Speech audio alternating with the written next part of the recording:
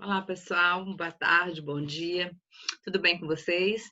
Então, hoje, somente para finalizar o nosso assunto de romantismo prosa 2, eu vou estar trabalhando com vocês especificamente quatro autores que a gente deixou em aberto, que foi o Bernardo de Guimarães, o autor Visconde de Taunay, Franklin Távora e Manuel Antônio de Almeida. O que eu estou percebendo é que o material físico com o material digital, eles não estão batendo. Eu tenho um material aqui que trata do mesmo assunto do que o digital, só que ele está num formato diferente.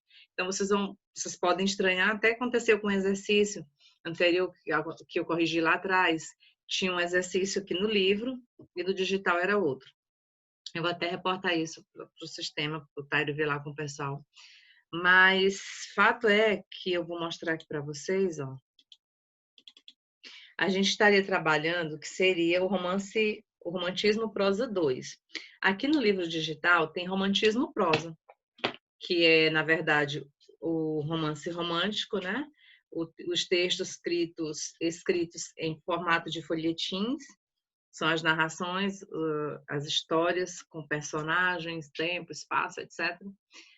Só que a gente tem dois momentos no livro. Um começando na página 104 e o outro começando na página 115. O que o livro digital fez foi reunir os dois, de uma forma bem resumida, e trabalhar tudo junto. O que eu tenho aqui, ó, romance romântico, que foi o início, mostrando a estrutura da harmonia inicial, desarmonia, harmonia, com toda aquela questão dos valores burgueses. Daí a gente trabalhou o autor que deu início ao romance romântico, que é o Joaquim Manuel de Macedo, com a obra A Moreninha. Falamos aqui um pouco das suas características e obras, e depois a gente trabalhou José de Alencar. José de Alencar é um escritor bem amplo, né, com vários tipos de romances, os urbanos, indianistas, históricos e regionalistas. E daí depois a gente estudaria num outro capítulo, além das obras dele que está aqui, Lucila, Senhora e tal, o romantismo prosa 2, autores e obra, Bernardo Guimarães. Eu não sei, gente, se fui eu que peguei o livro no formato antigo lá na escola, porque eu posso ter pego o formato 2019. Ou se está certo com o de vocês. Vocês podem conferir depois. O fato é que hoje a gente vai falar aqui desses autores, ó. Lá no livro, no livro que fiz, para mim, está na página 115, a gente começa com o Bernardo Guimarães, que é o autor da célebre obra Escrava Isaura, A Escrava Isaura, uma obra que ganhou bastante notoriedade porque ela foi adaptada para as novelas, né? E o Bernardo Guimarães é um autor paulista, né? Uma curiosidade da sua biografia, não é tão relevante, mas ele cursou direito e trabalhou como juiz no interior de Goiás até o momento de ser exonerado. E ele escreve uma obra que teve um grande sucesso e por isso acontece algo inusitado. Ele recebe a visita do imperador. Olha quanta importância, né? Olha quanta credibilidade essa obra trouxe para ele. Ele falece no ano de 1884, ainda muito prestigiado, que é algo diferente, porque a maioria dos escritores, principalmente os românticos, eles não alcançavam o total sucesso enquanto vida, né? Em relação às características do Bernardo Guimarães, a gente vai falar um pouquinho sobre o estilo, um estilo simples de linguagem, até por conta do tempo, as pessoas estavam se adaptando, as pessoas estavam começando a comprar os livros ainda, a gente não tinha um público leitor tão exigente em relação à linguagem, eles queriam mais era uma historinha que tivesse final feliz, que tivesse de acordo com os valores burgueses e tal. Então, a gente tem um escritor com estilo de linguagem bem simples, que trabalha basicamente sobre dois temas. Deixa eu ver aqui, deixa eu voltar aqui no livro de vocês. Os dois temas mais bem desenvolvidos do autor encontram-se em suas duas obras mais importantes, que é a Escrava Isaura e o Seminarista. Quais seriam esses dois temas?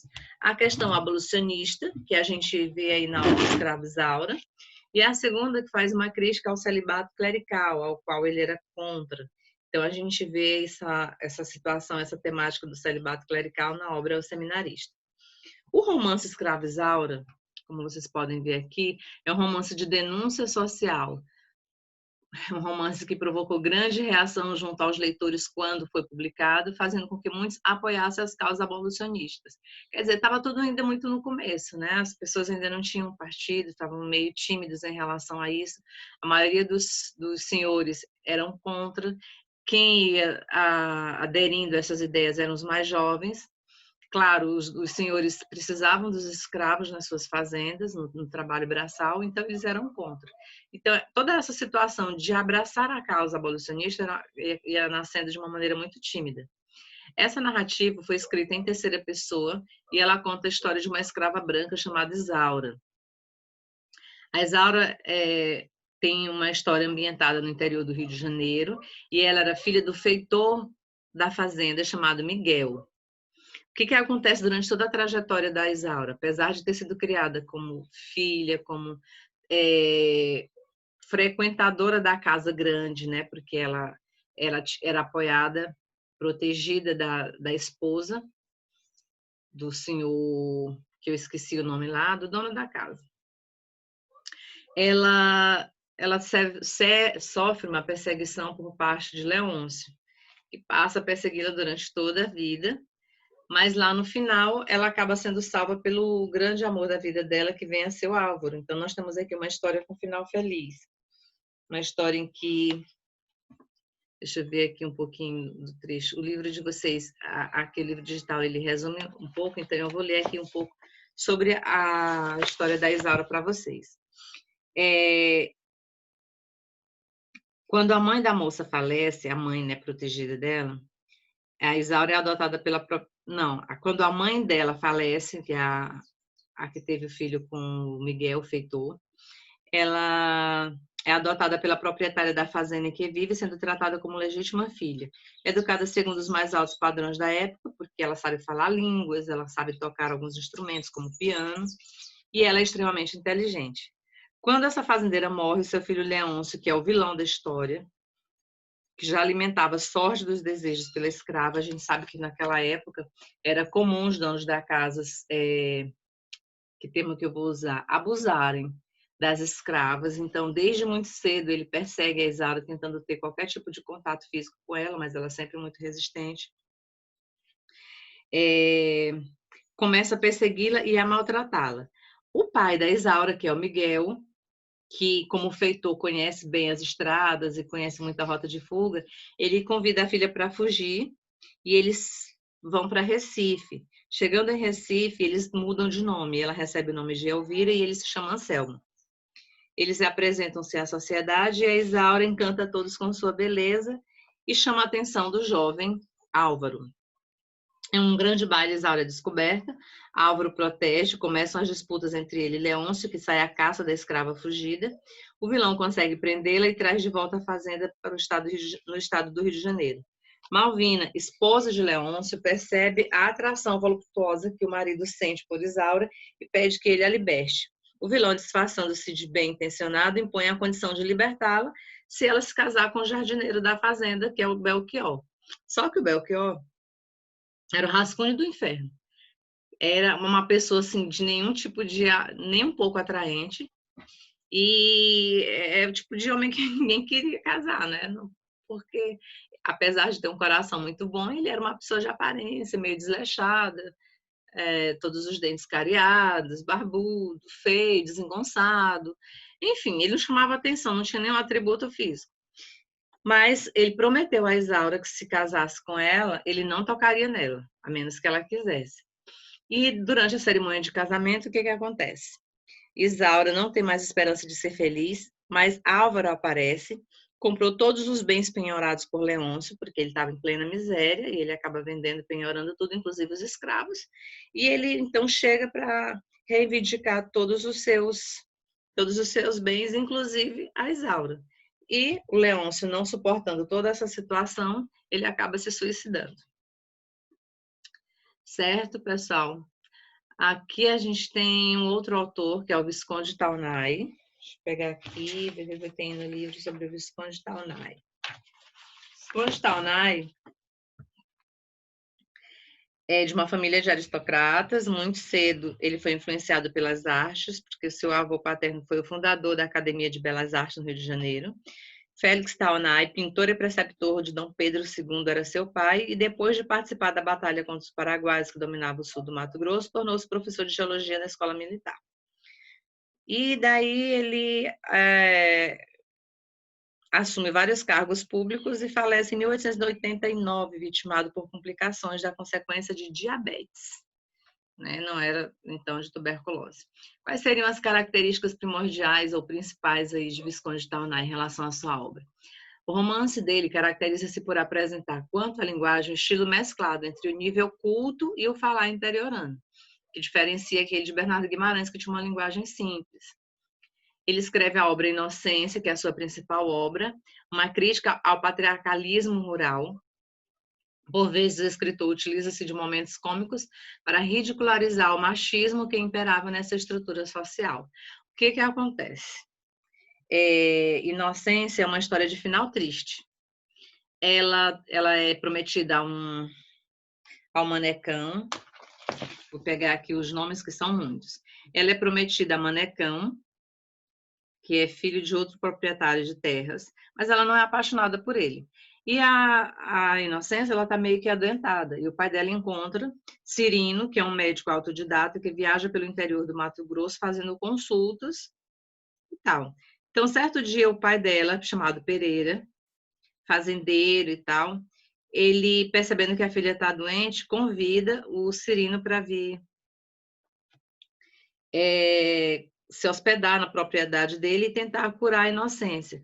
Mas acontece que ele se apaixona por ela e ela por ele. Também chega a essa fazenda um outro senhor chamado Pereira Meyer, que é um naturalista alemão que vem pesquisar as borboletas, e ele vem por indicação do irmão do dono da fazenda, do irmão de Pereira. Devido a ter a personalidade muito rude e certa ingenuidade, o fazendeiro pensa que os agrados e cavalheirismo do alemão para sua filha são uma tentativa de flecha. Então ele fica meio que desconfiado, achando que o pesquisador quer se casar com a Inocência. Só que o Tico, que é um empregado fiel, ele acaba revelando que, na verdade, quem tem um relacionamento com a Inocência é o Cirino, o médico. Devido à sua personalidade rude, tá. Preocupado, pede para Cirino permaneça e ajude a vigiar a Meia. Também solicita a ajuda do seu empregado fiel Tico. Nesse período, Cirino e Inocência quase não se comunicam. Contudo, certo dia, à janela do quarto de Inocência, ele declara seu amor. Eu vou resumir aqui para vocês. O que acontece?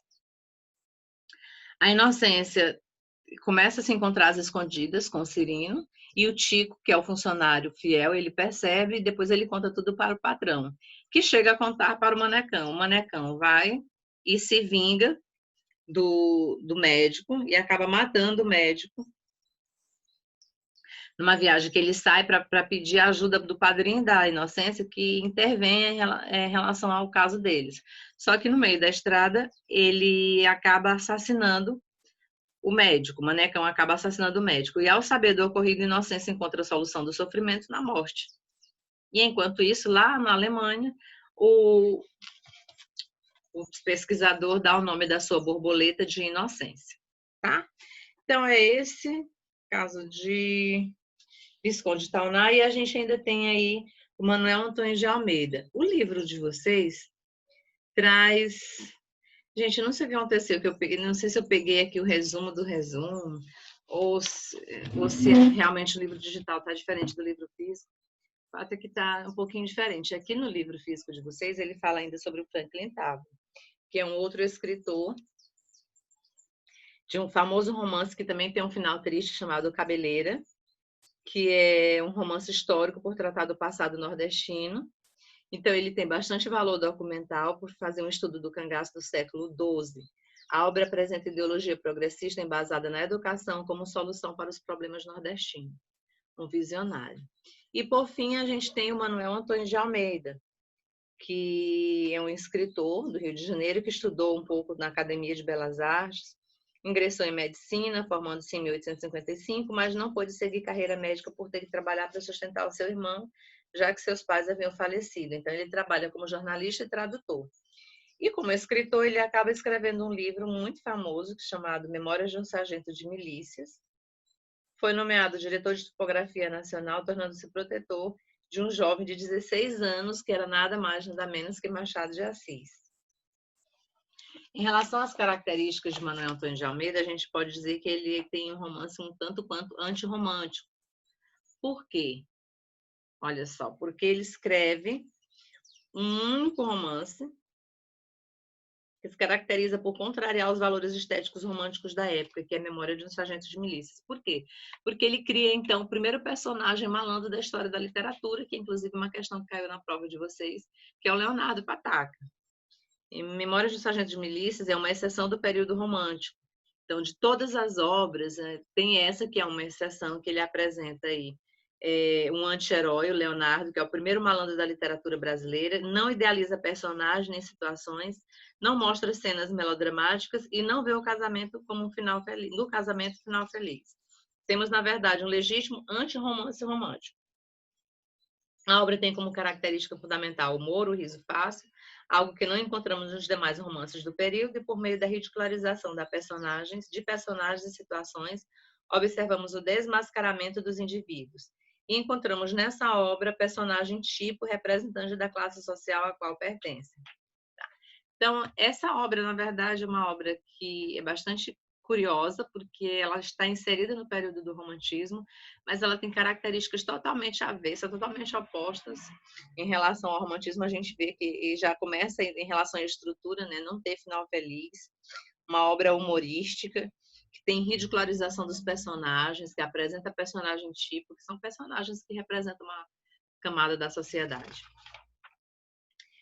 E a gente tem no livro de vocês, na página 118, um resumozinho de Memórias de um Sargento de Milícia, contando um pouco de como foi que surgiu a obra e a representação dela, que é a ordem e a desordem. Diz assim: percebemos nessa obra, como diz Sérgio Gonzaga, uma condescendência em relação às transgressões.